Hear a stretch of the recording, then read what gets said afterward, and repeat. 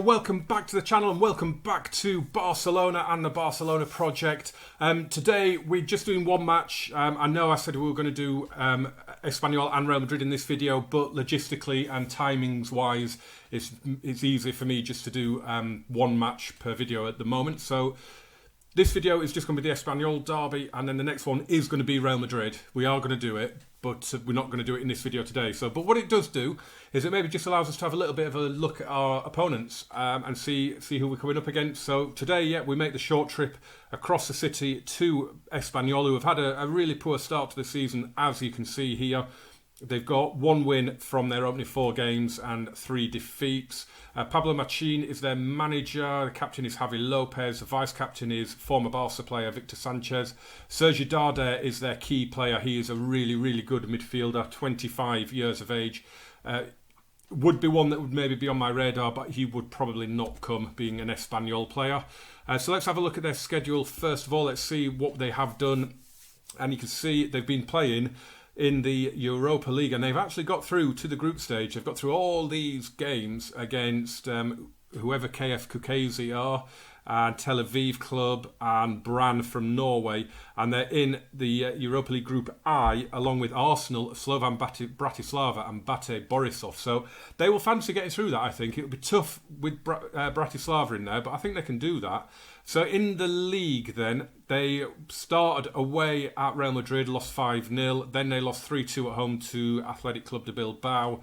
They then got a 3-1 win away at Granada before losing 4-0 at Celta de Vigo. So they've had 3 away games so far and 3 defeats, and their only win, funnily enough, was away from home as well against Granada, who of course you saw us smash in our last game. And speaking of us, we've been doing pretty well. So we beat Granada 6-1. We then lost to Atletico de Madrid. We then beat Shakhtar in the Sergi Busquets testimonial, and then we are smashing the littler teams at home. So we've beaten Osasuna 5-0, beaten Eibar 4-0. Why does this keep... I have a schedule view that I like to have, and it keeps setting it back to the original.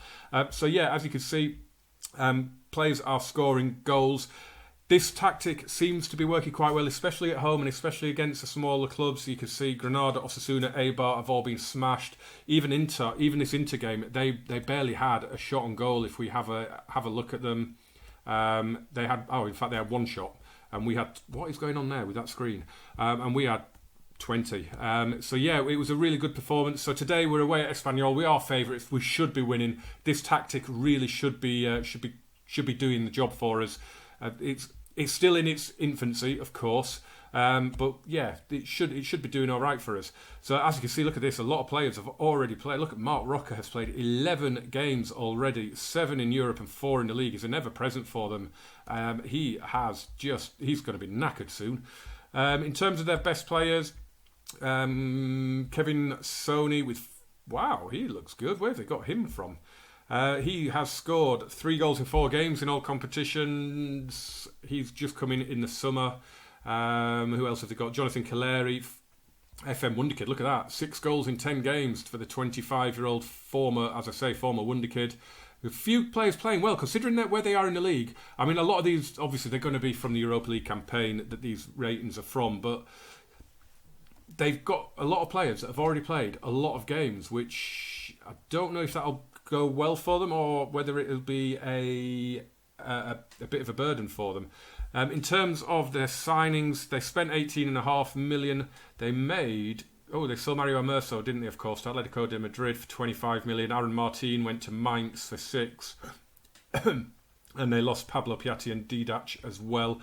In terms of players coming in, they've made 2 that they've paid money for. Matthias Vargas from Vélez Sarsfield, good player that I am familiar with from my Estudiantes save on last year's game, and Fernando Calero from Valladolid, a very good looking centre-back, should develop quite nicely with the club, and a few freebies and a couple of loans in there as well. So I think we should be doing okay today. We are currently 7th in the league. Real Madrid have just won again against Celta de Vigo. Villarreal and Getafe have drawn 2-2.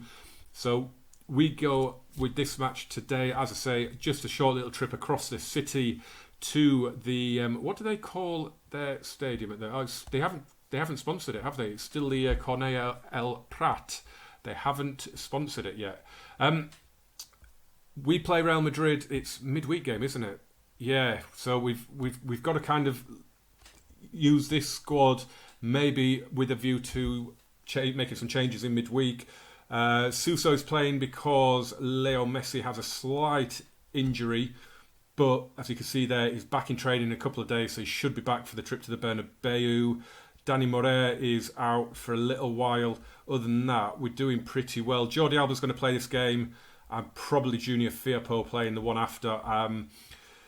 It's not a big squad, so I haven't got a lot of scope for making changes, to be honest. So we'll get to the match in a minute. One thing I did want to do is just highlight one of our really, really promising youngsters, and it's this guy, Ilaix Moriba, 16-year-old midfielder. He is from La Masia.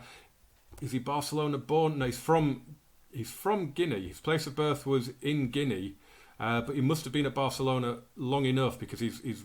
Oops, what's happened there? He's saying that he's Spanish.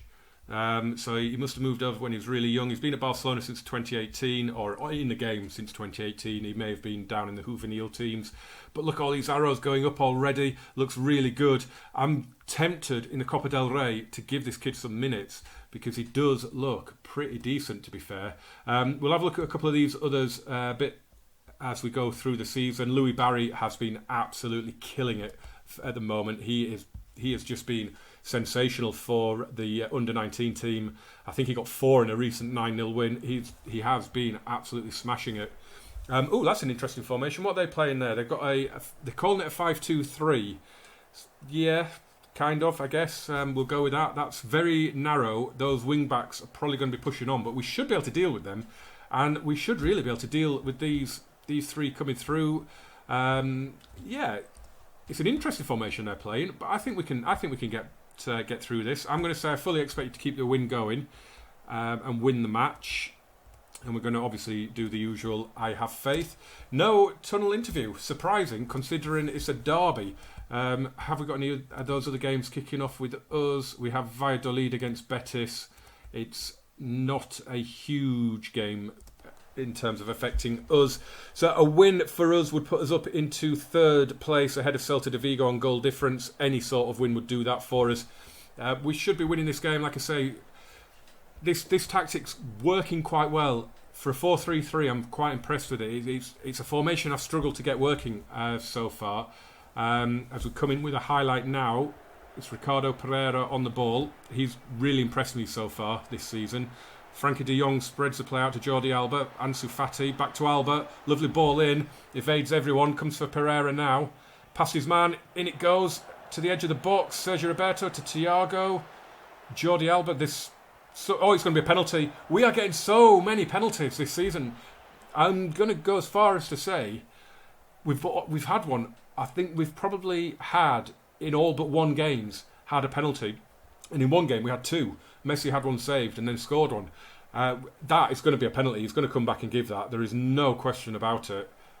And it is. It was a penalty. Oh, I've just realised Messi's not on the pitch. Who's taking it? Who's taking it? Oh, it's Suso. Up he steps. Into the bottom corner. Just where Messi tends to put his at the moment in the game. Every one of Messi's penalties have gone in the bottom corner as well. And it's 1-0. First blood after a quarter of an hour. A really good penalty from Suso, and I think, that's his first goal back at the club. Well, it's his first goal for the club. He left when he was younger, and that is his first goal in the yellow shirts, but for the famous club that he grew up with, and that does put us up to 3rd, as we said it would. We've only conceded 3 goals so far in our 4 and a bit games, which is not too bad. 2 of them, of course, as well. Oh, he's going to be off. He's gone in 2-footed. It's all going wrong. He is off. Sebastian Corchia it's all going wrong for Espanyol. Inside half an hour, they're a goal down and a man down. And that is just perfect for us. We can maybe make some changes in the second half. Maybe give Griezmann a rest. Bring on Abel Ruiz. Give Piqué a rest ahead of the trip to Madrid in midweek. So a second goal would be lovely. I mean, we're not really dominating. We've not made it count at the minute. they're not. They've only taken one of their. They haven't done anything really to the formation. They've just lost one of those midfielders behind the striker. So let's get this second goal here now. Jordi Alba whips the ball in. It's going to drop for him again, and he volleys it in. It's a spectacular second. It's Jordi Alba, and that's the points in the bag against 10 men. You've got to feel it's a really good hit. I seem to notice wingers and fullbacks are scoring some goals at the minute. That is a brilliant volley from Jordi Alba. Why not have a hit from there? 2-0 before half time. Have we got time to get a third? Whatever happens, that should be the points in the bag, and we can make 1 or 2 changes in the second half now with that Madrid game in mind. Sandro Ramirez has scored, former Barcelona player, for Real Valladolid against Real Betis. We are going to say they're a man down. Don't let your performance levels drop. Concentrate them. I want more goals. This is a derby against our local rivals in their backyard. Don't stop. I want you to go out there and I want you to get 4, 5, 6. Go out and get as many as you can. We will look to make changes in a few minutes. Probably going to bring Carlos Perez on. Probably going to bring Ronald Araujo on. Probably going to bring on Abel Ruiz as well. And that header's off the bar.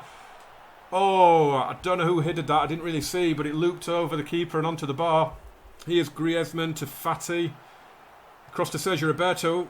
He's got a good long-range shot on him. Jordi Alba again. Oh, thought he was going to go over there. Oh, and he is going to VAR, and it's a no penalty. But the ball didn't go dead. The ball didn't go dead. Why? What? Is that a glitch? Or the ball was still on the pitch, and they stopped the game for a VAR check. And what happened there? Ridiculous. PK's been booked, so we definitely need to take him off now. Ronald Araujo really needs some minutes, so this will be great for him. Carlos Perez for Suso. No, I'm going to let Suso play because Messi should be back for the next game. I am wondering Ricky Puig, though. Should we bring him on for Thiago and we'll give Ricky Puig some minutes, and then we'll just give it another 10-15 minutes just in case there's an injury, just in case there's a yellow card, before we probably bring on Abel Ruiz. I'd also quite like Griezmann to get in on the act and get a goal here. We're going to give it a little demand more shout out actually, as do that just as the highlight starts. Frankie de Jong into midfield for Sergio Roberto. Ricky Puig, nice little pass in between the 3 midfielders here. Griezmann pulls that out of the air, lovely. Plays it in for Ansu Fati, and Ricky Puig! Oh, he scores! The beautiful Ricky Puig is on the score sheet, and it's his first goal for the club apparently. Did he not score in real life last season? Apparently not. I thought I'd seen him score. Obviously not. It's a really good finish from the kid though, and set up by the other wonder kid, Ansu Fati, and it is 3-0, and that is just fantastic. He's only been on the pitch, 6 minutes, and he's put it in the back of the net. Right, Griezmann's going to come off now, so he's ready for Madrid, and we're going to bring on Abel Ruiz to get some much needed game time as well, some experience of a derby, of a hostile atmosphere, but with the comfort of being 3-0 up. Perfect scenario, as Frankie de Jong has done really well. It's a good tackle on him. It's a really good tackle. Mark Rocker clears, and it'll go for the throw-in, which he's going off to check the VAR. That's not a penalty. That is never a penalty. There's no way you're giving that. Surely you are not giving that. He got the ball all day long. I mean, it was a great tackle. That cannot be a penalty. No penalty. It was never a penalty in a million years. Why that even went to VAR, I do not know. Suso's going to take this free kick. He's gone for goal, and Araujo has tapped it in on the rebound. I wondered if he might have been offside. The keeper was unlucky there, Diego Lopez. He made the save, but Ronald Araujo, and it is just everybody just scoring their first goals for the club. I mean, that's a really good... Well, he punched it and he kind of skewed it off a little bit, didn't he? I did wonder if it was over the line for his goal, to be fair, for Suso, because the keeper was well behind the line. But obviously the ball wasn't, and it was put in by Ronald Araujo. And 3 of the 4 scorers today... Suso is a legend at free kicks. I thought Messi was good, but look where he's hit that from. Oh, this is a beautiful angle. Oh, that is just sensational. Suso makes it 5. He's got his first goals for the club. Ricky Puig has got his first goal for the club. Ronald Araujo has got his first goal for the club. Jordi Alba's got a rare goal, his first of the season. it couldn't have gone better. I would love Abel Ruiz to make it 6. And so this tactic really does seem to work against a weaker team. And it seems to take... Obviously, they had a man sent off early on, of course. But it seems to work and overpower weaker teams. Obviously, the game against... well, even to be fair, Inter, we overpowered them. We should have beaten them more than we did. But the game against Atletico, we never really turned up. So it's going to be interesting in the next episode against Real Madrid, because I'm going to go with this same tactic, maybe make changes depending on how the game's going. But other than that, this is a very, very... Oh, I've just done the wrong team talk there. Very good performance. Don't let it go to your heads. Oops, I need to rectify that. That wasn't what I wanted to say. Yeah, so against the weaker teams, it does seem to overpower them. It'll be interesting to see how we get on against Real Madrid. That is for sure. Pablo Machin fuming after hammering. I'm thoroughly embarrassed, and imagine our fans aren't too happy either. Yep, you said it, pal. That was.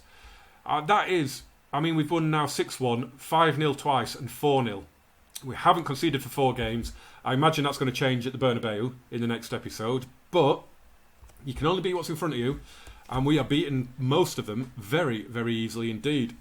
So yeah, come back. We have to, I mean, look at that table. We have to win at the Bernabeu, or at least get a draw. Because if we go 6 points behind them after 6 games, that's going to be really tough already, isn't it? So we really need to get the win, or a draw at the very, very least. But thank you very much for watching, guys. Come back. We'll have a look at another youth prospect, and we'll have a look at Real Madrid in a bit more depth as well. They're 100% so far this season. Hopefully we can put a dent in that in the next video. But yeah, come back and join me for that, guys. Thank you very much for watching this one. I quite like doing it this way, actually. I'm going forward, I'm not going to commit to how many games I'm going to do per video. I'm just going to see when it is that I record and how many I can get in. But the one thing I will guarantee is the next episode will be the Classico. So come back and join me for that one. Remember to leave a like and subscribe and share. And yeah, let's get more people involved. Get in the comments, get in the description. And I'll see you very soon. Thank you very much for watching, guys. Adios, amigos. Adios.